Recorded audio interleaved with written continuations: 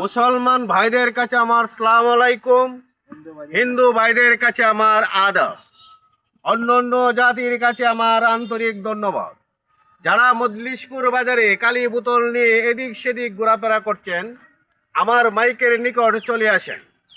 আপনার কালী বোতলটা দিয়ে আমার একটি ভরা বোতল আপনি নিয়ে যান। বাড়িতে বৃদ্ধ মা আছে, বাবা আছে, উঠলে বসতে পারে না, বসলে উঠতে পারে না, তাদেরকে নিয়ে এক বোতল সেবন করাবেন, ইনশাল্লাহ ভালো হবে। কেননা এতে আছে গাছের লতা, গাছের পাতা, ফুলমূল দিয়ে ঔষধি তৈরি করা।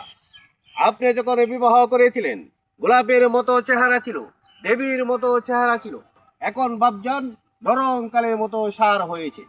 আপনি মনে মনে ভাবছেন তাকে নিয়ে সংসার করবেন। আমি সেই বাবজান ভাইকে অনুরোধ করে বলছি, জীবনের শেষ চিকিৎসা মনে করে আমার একটি পাল আপনার স্ত্রী আমার মাকে খাওয়ান, ইনশাল্লাহ ভালো হবে।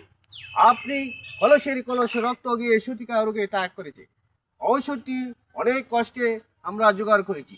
পাহাড়ে পর্বতে ঘুরি, রসে মূলে জোগাড় করি, জঙ্গলায় যাই জঙ্গলায় ঘুরি।